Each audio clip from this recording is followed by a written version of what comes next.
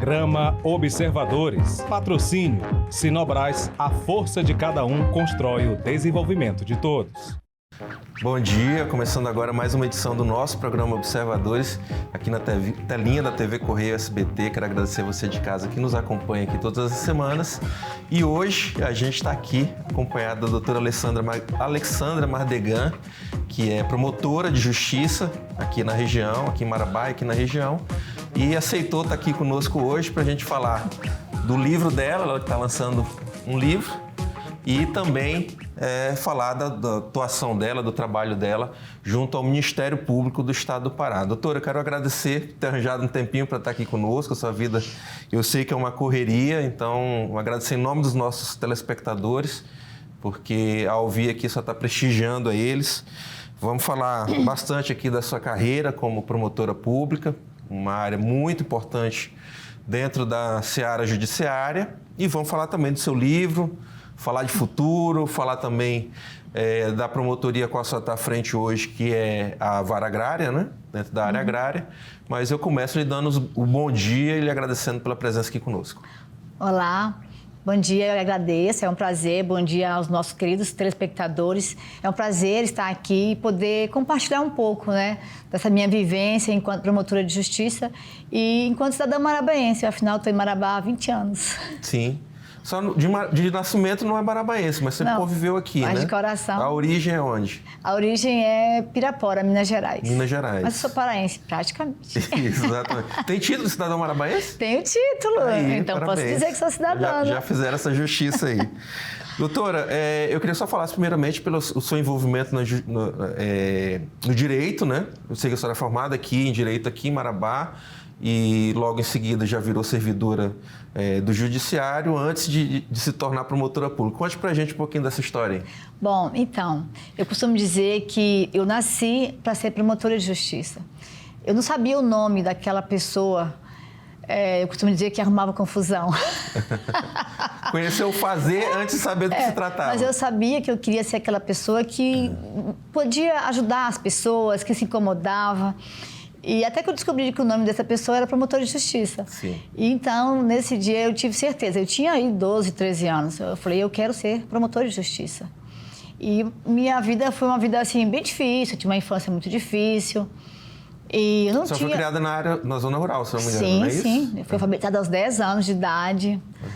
Eu, realmente, toda a minha infância foi na zona rural. Se é que pode falar infância, porque na roça eu trabalhava, né? Me permita um parênteses.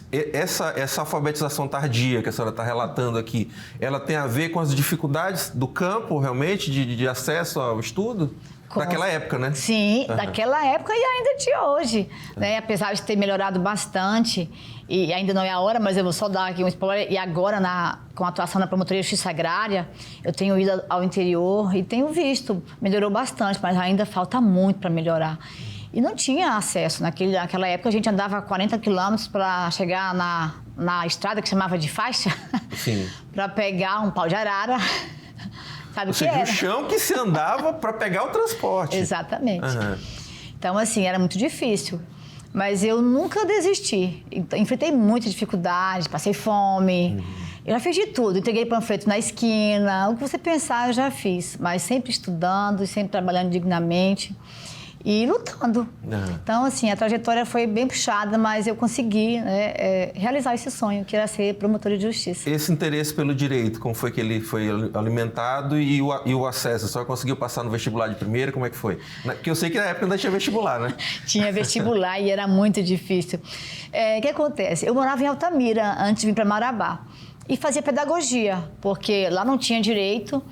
E eu também achava que eu não tinha condição de sair para Belém ou para outra cidade. Depois eu soube que Marabá tinha direito para poder fazer faculdade. Então eu fiz pedagogia, comecei a fazer pedagogia, mas realmente eu não me encontrava no curso. E até que, ainda lá, fui aprovada no concurso público para o município, mas eu não conseguia conter a minha inquietação. Sim. E aí eu resolvi vir para Marabá. Botei a mochila nas costas e vim para cá. Deixei lá o concurso que eu tinha sido aprovada no município e vim para cá para arriscar passar no vestibular. Isso foi direito. De direito. Era isso, esse que era a meta. O negócio era fazer direito. E isso era o quê? Agosto de 99.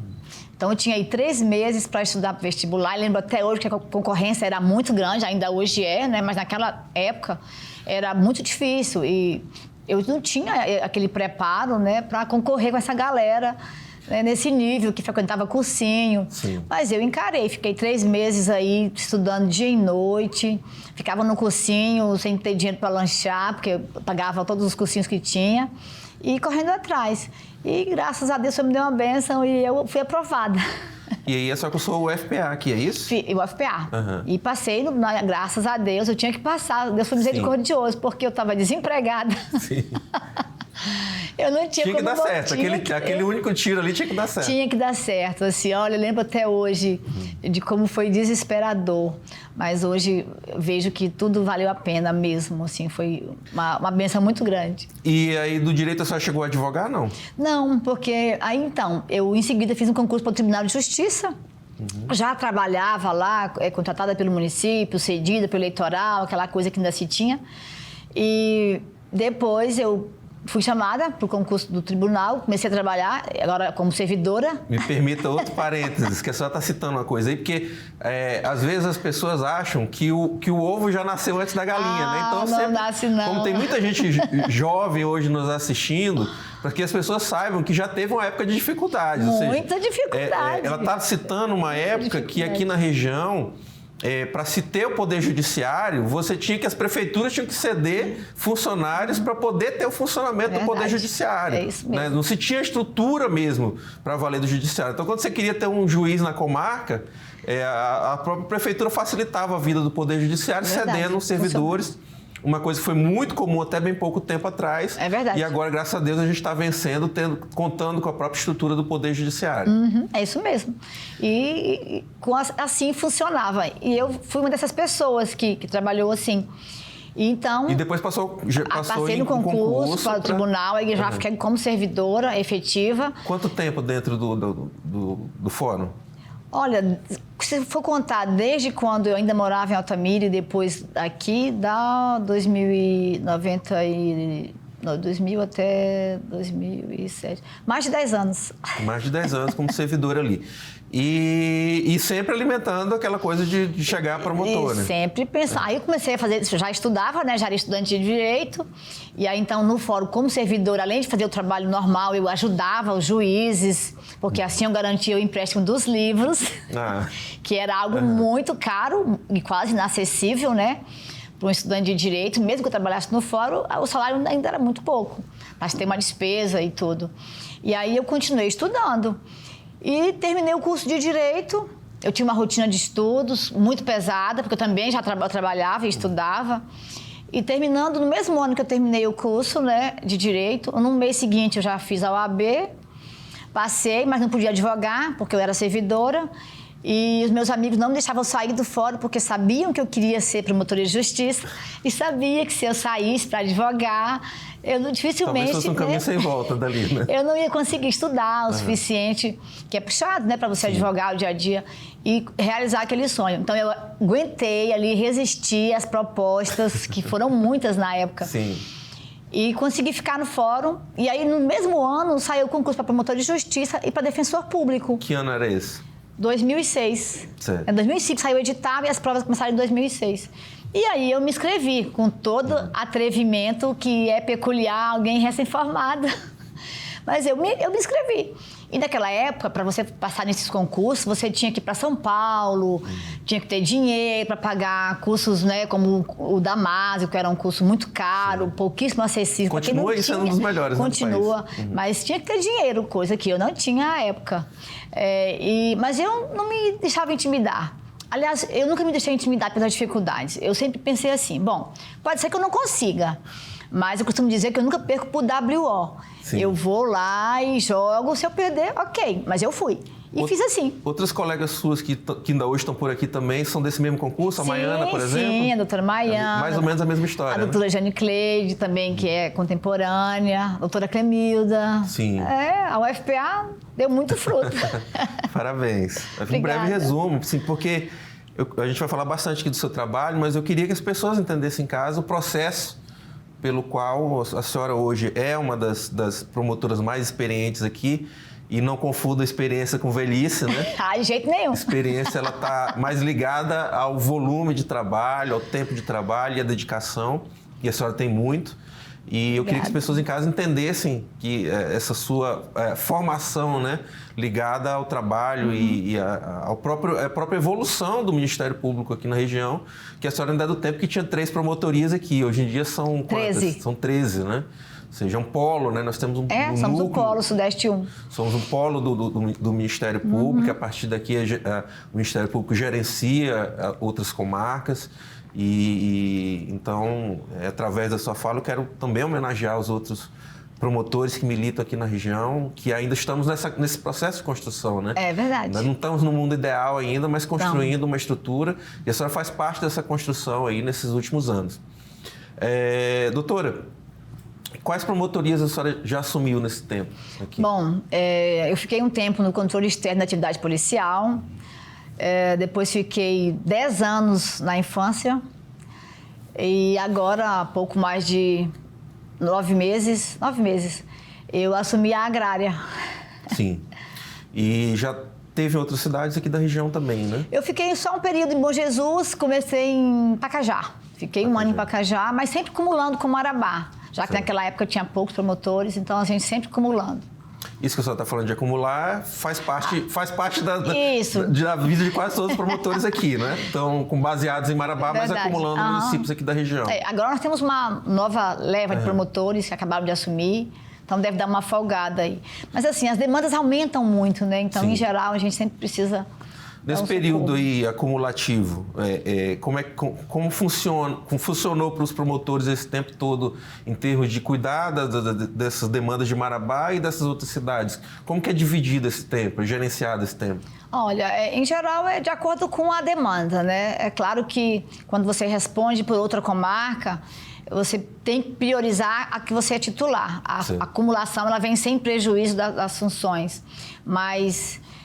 de modo geral, funciona bem. Assim, a gente não consegue fazer tudo, mas aquilo que é emergencial consegue garantir minimamente aquelas atuações para evitar violações de direito. Então, dá para trabalhar, não é o ideal. Quando existe essa acumulação, existe um período de expediente na cidade ou é tudo feito a partir daqui e vai-se na comarca apenas para as audiências? As duas coisas, tudo depende da necessidade. Em regra, principalmente hoje, a maioria dos atos judiciais são feitos por via remota, né? Por videoconferência, audiências. Isso aí facilitou com certeza bastante. Facilitou bastante, porque dá agilidade à dinâmica processual e, portanto, acelera a resposta, né? Judicial para a sociedade. E tem atos que são presenciais, não tem jeito. A visita às delegacias, né? Aos abrigos, são atos presenciais. Certo. Pessoal, quem ligou a TV agora, a gente está conversando aqui com a doutora Alexandra Mardegan, ela que é promotora de justiça aqui na comarca de Marabá, e a gente vai falar já no próximo bloco bastante sobre a militância dela junto à área que ela está afeta hoje, que é a agrária. E eu agradeço a você que está conosco. A gente vai para um rápido intervalo e voltamos já aqui na telinha da TV Correio SBT.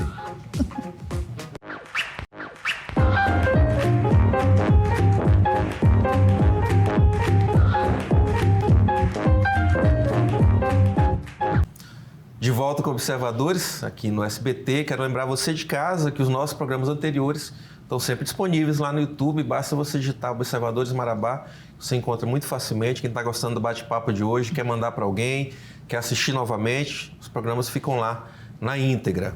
Hoje a gente está recebendo aqui a doutora Alexandra Mardegan, ela que é promotora de justiça aqui na comarca. Estamos falando aqui do trabalho dela, do Ministério Público.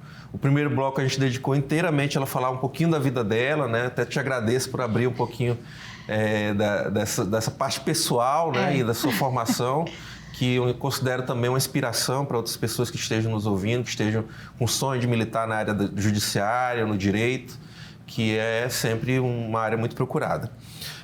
Doutora, só para... A senhora encerrou o último bloco falando sobre essa questão das dificuldades, né, Mas eu creio que hoje a gente encontrou algumas facilidades, como, por exemplo, as audiências telepresenciais, né, com o auxílio dos equipamentos.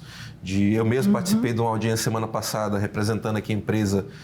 Usei meu celular, usei o tablet, né, para participar ali da audiência online. E creio que esse período de pandemia, ele impulsionou mais ainda isso.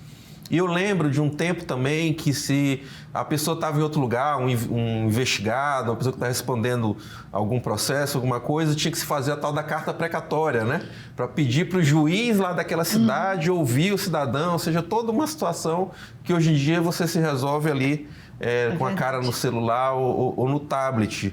A senhora, como uma profissional que já vem muitos anos trabalhando com isso, como é que a senhora vê hoje o arcabouço tecnológico aí? Está mais ajudando ou atrapalhando? Olha, curiosamente, eu até tenho um artigo sobre isso, que faz parte de uma publicação da editora Medina em Portugal, que fala exatamente disso, né? Da produção da prova por videoconferência. E é um assunto que eu gosto muito, porque, sem dúvida, ajudou demais, muito, muito, e eu digo isso porque, como eu falei, estou há muitos anos no judiciário, então eu sei o que era aquela época antiga e a dificuldade que a gente tinha de concluir um ato processual, às vezes, quando a pessoa estava distante. E a pandemia, sem dúvida, acelerou muito esse processo, que acho que demoraria aí mais, pelo menos, no mínimo, uns 10 anos para se concretizar nos moldes que a gente está hoje e que teve que ser feito às pressas. Agora, sim, eu vejo mais benefícios do que prejuízos. Sem dúvida, você economiza, né, do ponto de vista econômico, ele é muito interessante, porque reduz despesas, tanto para o judiciário quanto para as partes envolvidas, para as vítimas, para as testemunhas que tinham que se deslocar, deixar seus afazeres, né, e bancar a vinda até o fórum para esses atos judiciais. Audiências que não ocorriam porque a pessoa faltou por até às vezes até, né, nem de forma proposital, porque realmente não conseguiu chegar a tempo. Às vezes não conseguia, então muito bom, você está na sua casa, no horário, você entra ali no link, faz a audiência. Agora, eu tenho... Os processos online? Sim, eu tenho os processos online, ajudou muito. Agora, eu tenho algumas críticas, né? Uma delas é que nós não temos uma internet de qualidade, então isso realmente causa muito prejuízo. Eu mesma já fiz várias audiências e é desesperador você não conseguir ouvir a pessoa, trava muito, às vezes cai, então às vezes o próprio aparelho não é bom. Então, assim, eu diria que nós não estávamos assim, e nem estamos totalmente preparados, né? Principalmente a sociedade, para esse momento que nós vivenciamos. Mas a gente está se virando com o que tem e está dando certo. Agora, uma outra questão é com relação, por exemplo, ao aspecto criminal. Eu acho bastante delicado, porque tem algumas impressões, e aqui eu volto, a depender do aparelho que você usa, quando você vai ouvir alguém, que você só consegue captar, né, impressões gestuais pessoalmente, né? Então, isso deixa a desejar. Nos atos praticados por videoconferência, que você não consegue captar ali a essência da pessoa, o comportamento ali, a expressão corporal. Perfeito. Então, isso realmente traz um pouquinho de prejuízo. Mas com um pouquinho mais de empenho, a gente consegue superar essa parte. Mas, assim, se tivesse que optar, eu digo que nós temos mais benefícios do que prejuízos, sem sombra de dúvida. A celeridade processual, ela veio muito maior, muito mais rápido. E, assim, a sociedade tem uma resposta mais rápido, porque é muito angustiante para quem depende de uma resposta do judiciário. Anos e anos no processo, né, sem ser sentenciado. Exatamente. Agradeço a sua análise, era justamente isso que eu queria ouvir. Vou correr um pouquinho, que agora tem muita coisa ainda para a gente conversar e o tempo está passando. Doutora, a senhora agora tirou 2 anos aí da sua vida para fazer um mestrado. Esse mestrado foi fora do país, em Portugal. Eu já sei que a senhora levou a família junto, né? E inclusive do resultado do seu aprendizado lá saiu também o trabalho que a senhora aproveitou e deu origem a esse livro aqui, que é o Acordo de Não Persecução Penal. Mas antes de entrar diretamente no livro, eu queria que a senhora falasse da experiência lá em Portugal e desse mestrado, o que ele significa na sua atuação profissional. Olha, sair do país foi uma experiência bem singular.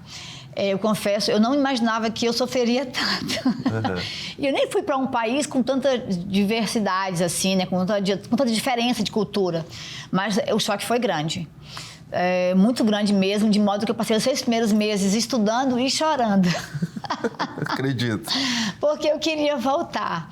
E foi muito difícil, eu estava muito imersa no trabalho, acostumada naquele ritmo frenético, então eu ficava angustiada de não ter o processo para fazer a rotina do dia a dia. Então levou alguns meses para que eu pudesse realmente entrar de novo naquele espírito de estudante da academia, mas foi uma experiência muito boa, muito enriquecedora, você viver em outro país, poder desfrutar de uma outra cultura. Sim. Eu sempre falo que serviu para muitas coisas. Uma delas visão de mundo diferente. Isso, né, sem dúvida. Uma delas é para dizer que o nosso país não tem igual. Gente, esse país é maravilhoso. O Brasil é o melhor país do mundo, sem sombra de dúvida. Que ótimo ouvir isso. Então, assim, foi muito gratificante. Agora, bem puxado, a exigência é muito alta. Sofri muito.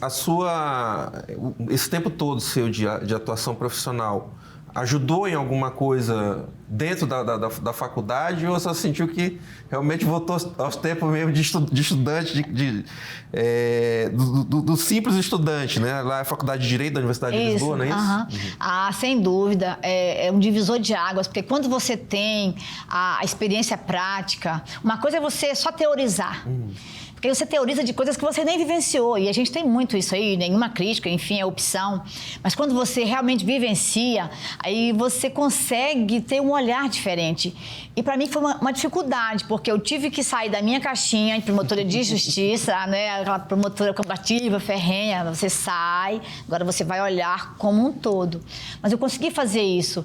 E ajuda muito, porque você consegue realmente pontuar situações, opinar em situações que você vivencia. Então, é muito bom. Eu falo que eu sempre fui uma privilegiada, porque todo esse tempo, e eu esqueci de falar, mas antes de assumir o Ministério Público, eu passei para a Defensoria também, que foram 2 concursos que aconteceram ao mesmo tempo. Aí eu passei na Defensoria, chamou o primeiro, eu fiquei 1 ano como defensora. Então, eu falo que eu tive o privilégio ainda teve essa oportunidade de jogar nos 2 times. Exatamente. E fiquei, né, como assessora de fato da juíza quando eu estava no fórum também. Então, eu tive esse privilégio de conseguir atuar em todas essas circunstâncias diferentes, atuações diferentes. Isso é muito enriquecedor.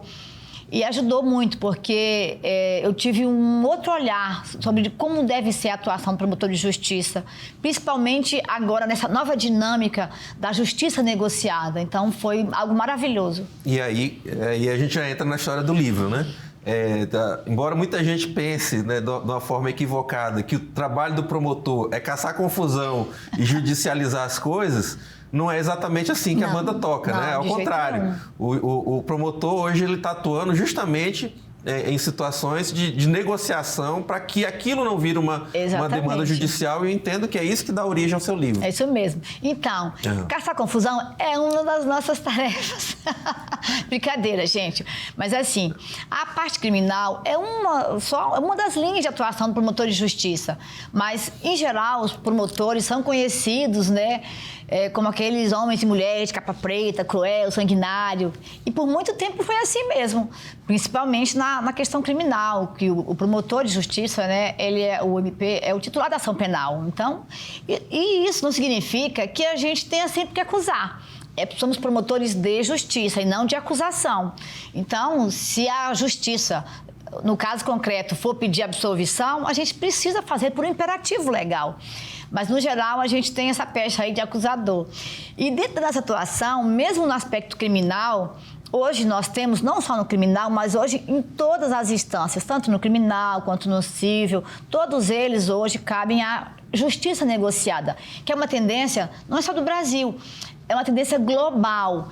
Essa justiça negociada, ela é muito boa, porque ela visa dar celeridade ao processo, porque muitas vezes, você imagina, nós passávamos aí 10 anos com uma demanda que você resolve em uma sentada, você senta, conversa, resolve, uma indenização, chama as partes, né, ali pontua com cada um e tal, e resolve, enquanto processos demoravam ali 12, 15 anos por indenização. Então, assim, é muito bom.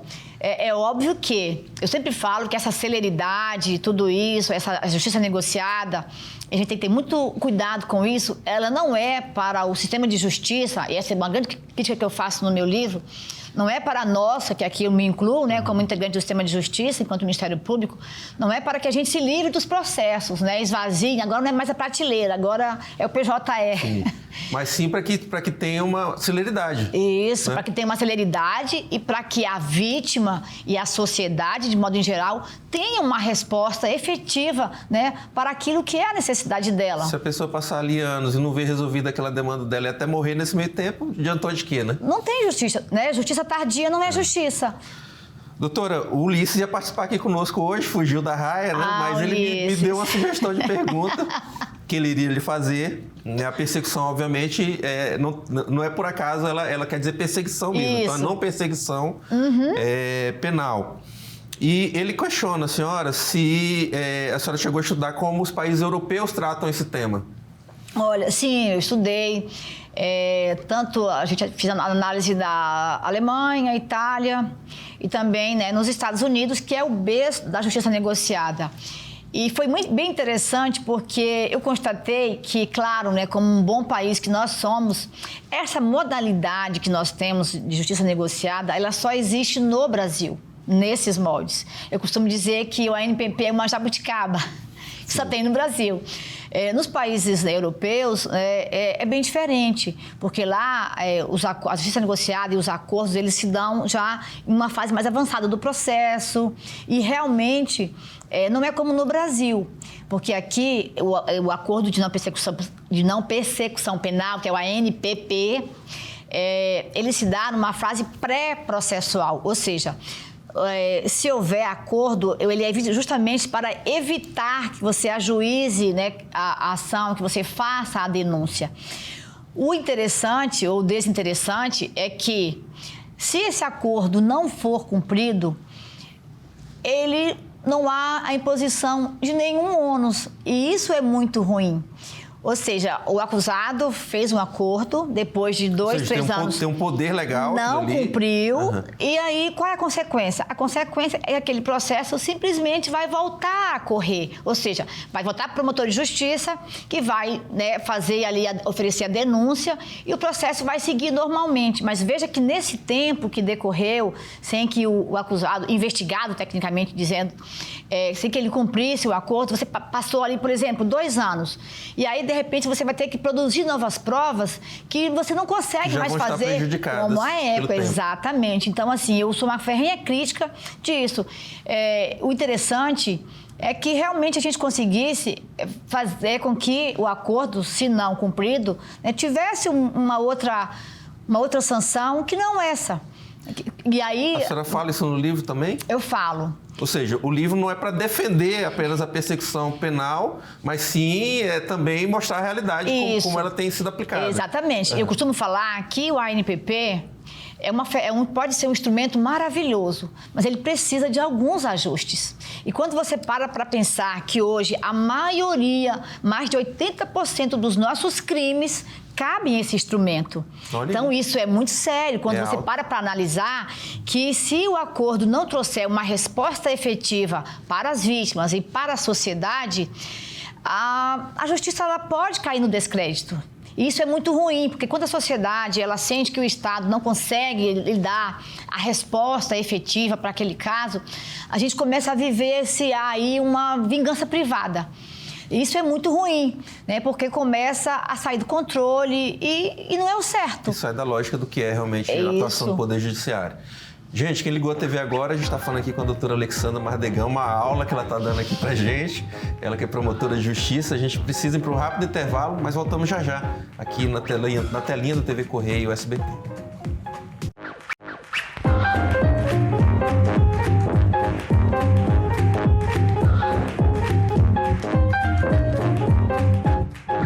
De volta com Observadores, aqui na telinha do TV Correio SBT. Hoje a gente está conversando aqui sobre o trabalho do Ministério Público e conversando com uma experiente promotora de justiça, a doutora Alexandra Mardegan. Doutora, eu vou jogar aqui algumas imagens. Vamos jogar primeiro aqui, Salatiel. Aqui é justamente só para fazer o link, né? Da sua produção do mestrado, do seu trabalho de mestrado, a senhora aproveitou o documento final, né, aprovado, e transformou ele no livro, né? Isso. Que está aqui, tem 250 páginas, né?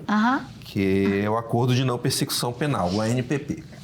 E a senhora já fez um pré-lançamento dele aqui num evento da Carajás, da Faculdade de Carajás. Como é que foi essa oportunidade aqui? Olha, foi gratificante, porque eu pude fazer pré-lançamento na semana acadêmica, né, no ambiente acadêmico, que é algo maravilhoso, e foi muito bom. Com alunos de direito, né? Com alunos de direito, e foi assim, foi casa cheia, eu fiquei muito feliz, né, muito surpresa, mas lá a gente tinha estudantes de todos os anos, né, desde o início, calouros, até gente da fase final do curso, e foi assim, algo realmente, uma experiência muito boa, porque nós podemos compartilhar com os alunos as impressões da vida acadêmica e trocar experiências, foi muito bacana. Que bom. Então tá aqui, foi justamente esse dia aí, mas só que o livro não está lançado ainda, ele vai ser lançado mesmo para valer no dia 14 de junho, Isso. Né? Agora já no mês de junho, num grande evento que a gente vai ter aqui em Marabá, no Centro de Convenções. Já estão todos convidados. Fale sobre esse evento. Então, esse evento vai ser sobre a inserção jurídico-econômica da Amazônia, né, no Brasil e no mundo. Já nessa preparação que todos nós estamos, né, para a COP30, e claro, nós, Marabá, como uma região, né, tão pujante, tão rica, tão trabalhadora, não poderia ficar diferente. E aí a MEPA, com a PEP, resolveram fazer esse evento e vamos nesse evento fazer o lançamento do livro. Perfeito.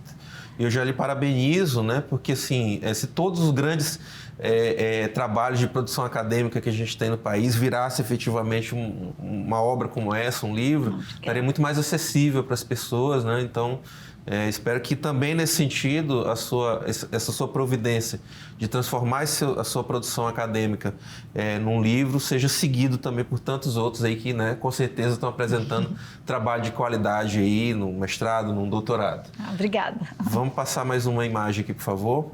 Essa aqui é uma homenagem que a senhora recebeu, não é isso? Explica aí essa homenagem pra gente. Então, essa homenagem foi também uma grata surpresa que eu recebi em Belém, né?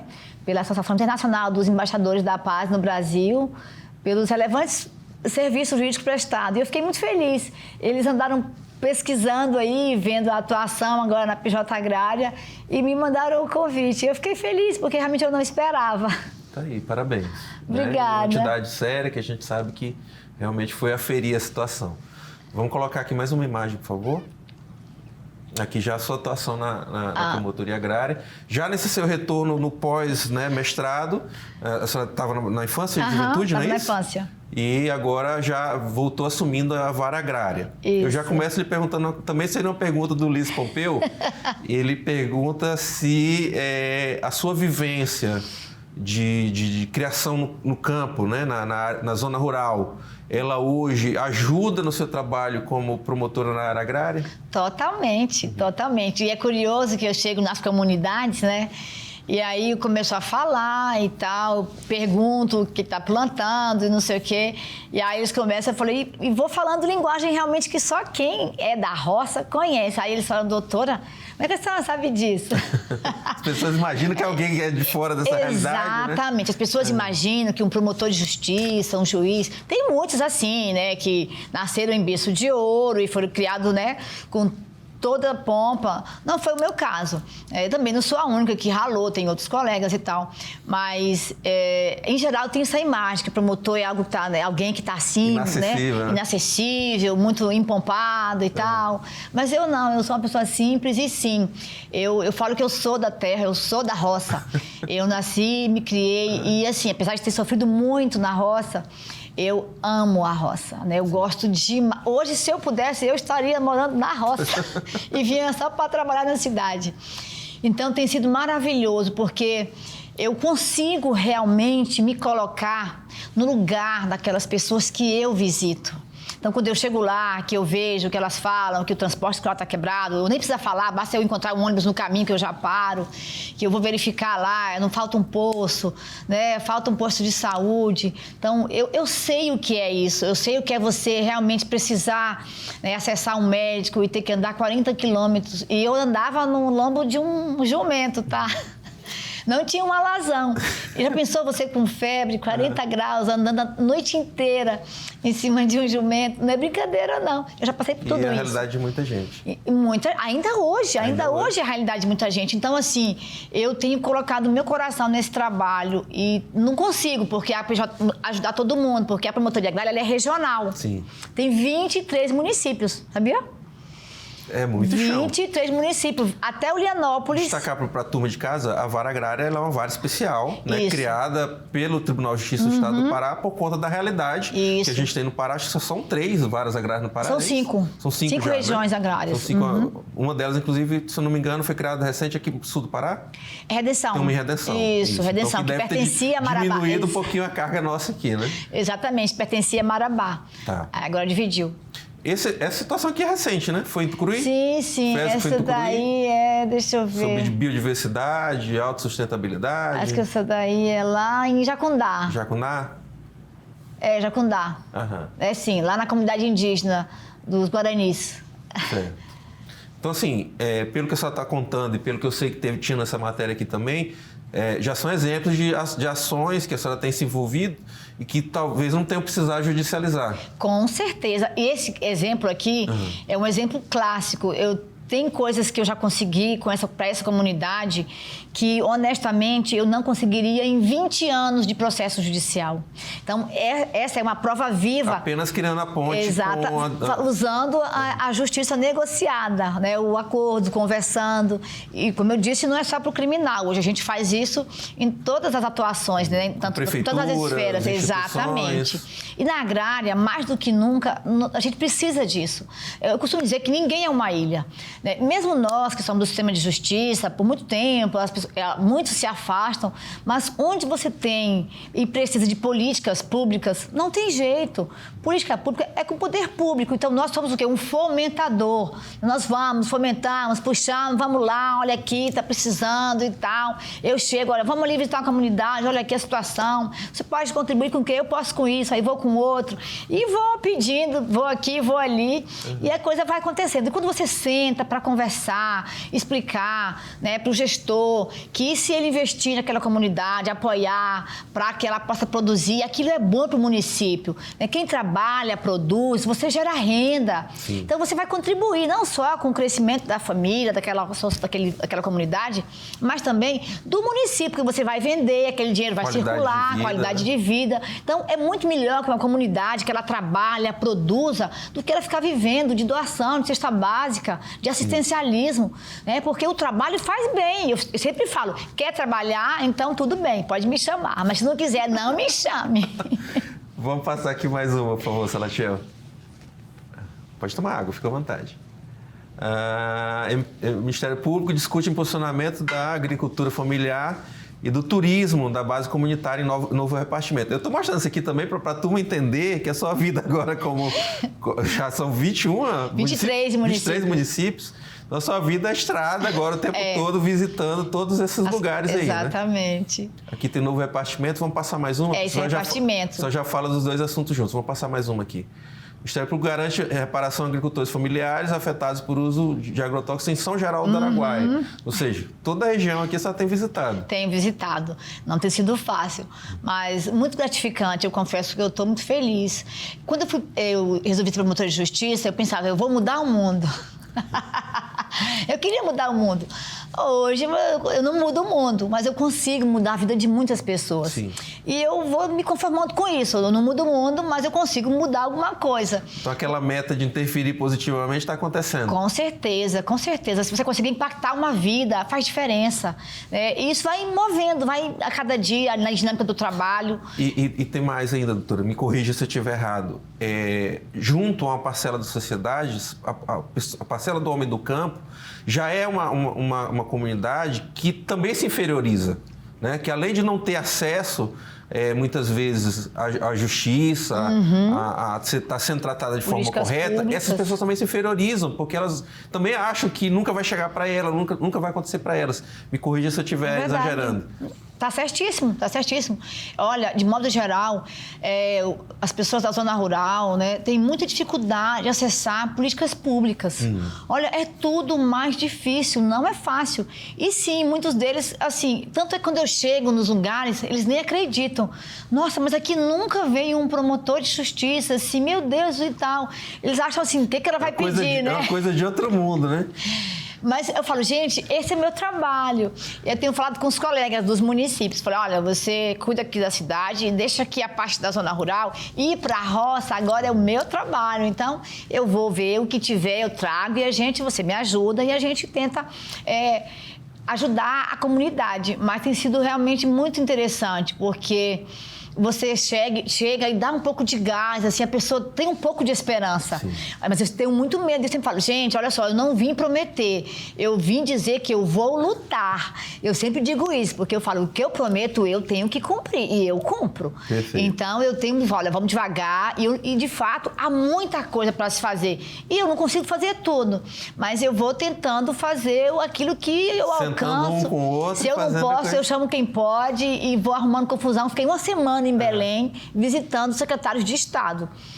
Para levar demandas. Isso, brigando, e o povo, meu Deus, o que a senhora está caçando aqui? Todos eles se assustaram. Eu fui na Secretaria de Agricultura, na Secretaria de Agricultura Familiar, eu fui no Senar, na FAEPA, rodei aquilo tudo, no Sebrae, e tenho chamado todo mundo que pode, de alguma forma, contribuir. Aí eu descobri uma coisa muito interessante, que é muito mais fácil a gente poder ajudar quando você consegue chamar, né, diversos setores da sociedade.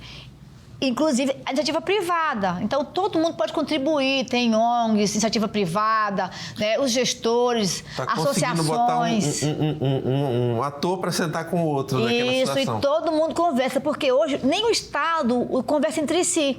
As secretarias, e isso no próprio município, você descobre... Uma coisa que não está andando, não porque você vê que é falta de uma secretaria se alinhar com a outra. Exatamente, é falta de interação. Um nem sabe o que o outro tem. Vamos passar aqui mais uma, por favor. O Ministério Público, né, promove reunião para fortalecer a agricultura familiar em Canaã dos Carajás. Outra viagem longe. É longe. Vamos passar aqui, por favor, outra. O Ministério Público fortalece a rede de proteção à infância em Marabá. Aí a gente já vai falar um pouquinho da promotoria que só estava antes, né? Da infância. Vamos passar mais uma aí. O tempo está passando e eu tenho que correr aqui um pouquinho.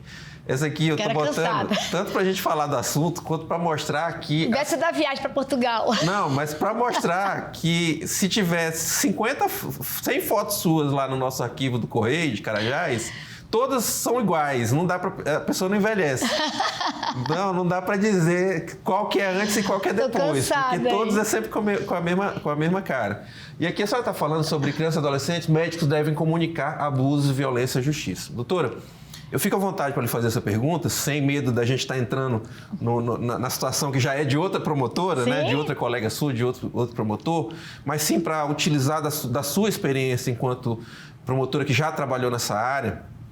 Nós evoluímos muito ao longo dos últimos anos. Sem dúvida. Tanto a legislação em relação à violência doméstica, criação de patrulha Maria da Penha, né? Verdade. As legislações se apurando, a questão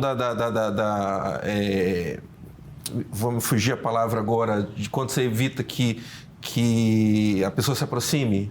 Medida protetiva. As medidas protetivas, obrigado.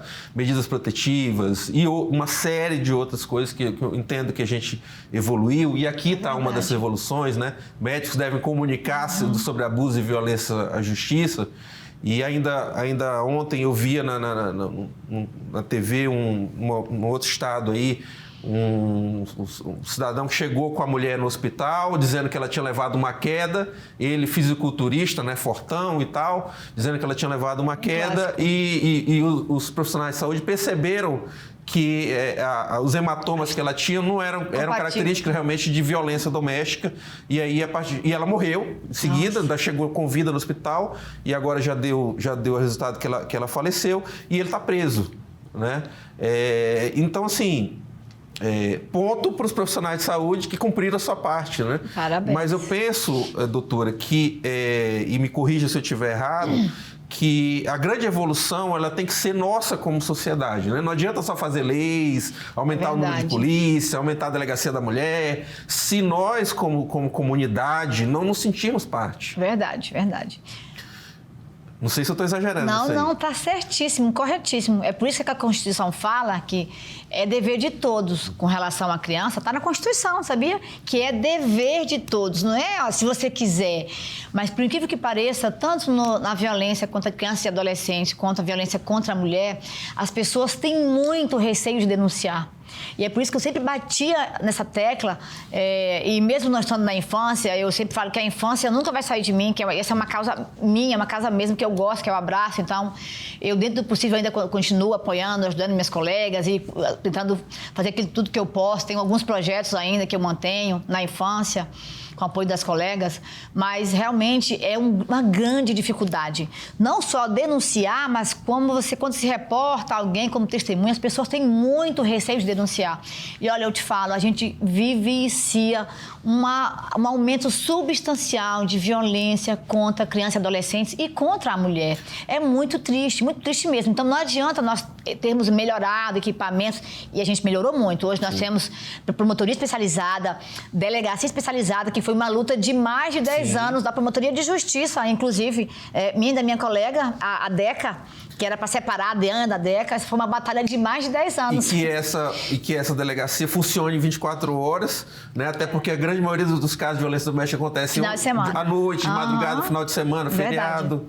Verdade. Mas assim, melhoramos muito. Hoje a gente tem uma equipe boa, que trabalha muito. Tanto é que final de semana a gente tem plantão e a maioria dos casos de plantão são todos de violência doméstica. É uma realidade muito triste. Eu sempre apelo, sabe, não se cale diante, né, de qualquer conhecimento de violência contra criança, adolescente, contra mulher, porque é algo muito terrível. Aquela coisa, apanha porque gosta, isso é algo terrível. Ninguém apanha porque gosta, a pessoa não tem condições de denunciar. Então, assim, quando você está de fora, é muito fácil falar. Mas a pessoa que, às vezes, está nessa condição de vítima, ela está tão presa de uma forma ou de outra, e não é só dependência o contexto que ela vive ali, né, dos filhos. Gente, é muito difícil, não é fácil. Quando a gente está de fora, é fácil julgar. Mas quando você passa a ter um outro olhar, você vê que a situação é muito, muito triste. E olha, muitas mulheres morrem, a cada minuto, 3 mulheres morrem. Doutora, estourou nosso tempo, ainda tinha uma lista enorme de perguntas aqui. Ela chegou aqui nervosa, dizendo que estava com medo. Eu falei, eu que estou com medo, eu que vou entrevistar a autoridade. Doutora, eu quero primeiro parabenizá-la. Em nome da senhora, todos os membros do Ministério Público, sejam os promotores ou servidores da nossa promotoria, que são fantásticos, trabalham muito, trabalham bem e que atuam nos bastidores para que realmente, como a senhora falou, né, chegue ao cabo, né, a gente chega a dar uma resposta a esse jurisdicionado. Então, através do seu exemplo, do seu tamanho, né, eu quero lhe parabenizar, quero comemorar que o Ministério Público deu esse passo agora de aprovar que Marabá vire terceira entrância, ou seja, o que isso muda na vida de você de casa, né? Que os promotores realmente experientes, se eles quiserem progredir na carreira, eles não precisam mudar para Belém. Exatamente. Eles podem continuar aqui em Marabá e como último estágio da carreira, sem prejuízo à sua evolução de carreira. Então, parabéns ao Ministério Público. Espero que a nossa Assembleia Legislativa nos próximos dias, né, faça a sua parte também, né, aprovando na estrutura por lei, né, por meio de projeto de lei, e comemorar isso e lhe parabenizar e lhe agradecer por ter tirado esse tempinho para estar aqui conosco. Obrigada. Eu agradeço aos nossos telespectadores por esse período conosco. De fato, eu também quero agradecer aos nossos servidores e digo a você que nós temos excelentes servidores, temos excelentes promotores. Todos moramos aqui e isso é muito bom.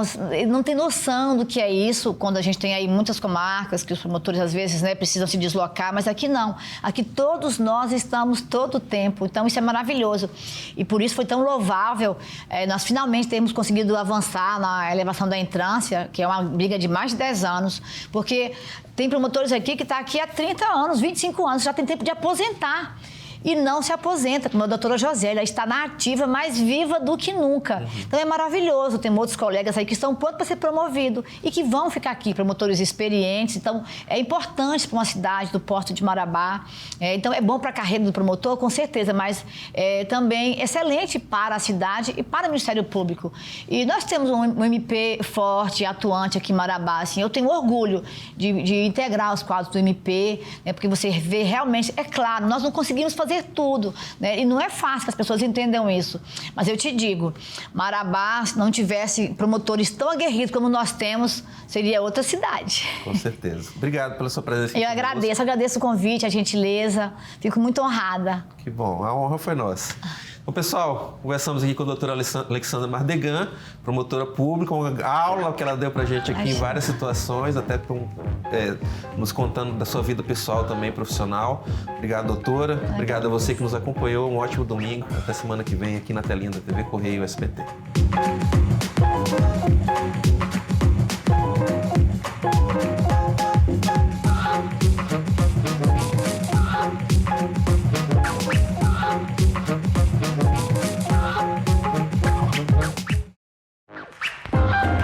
Programa Observadores. Patrocínio. Sinobras, a força de cada um constrói o desenvolvimento de todos.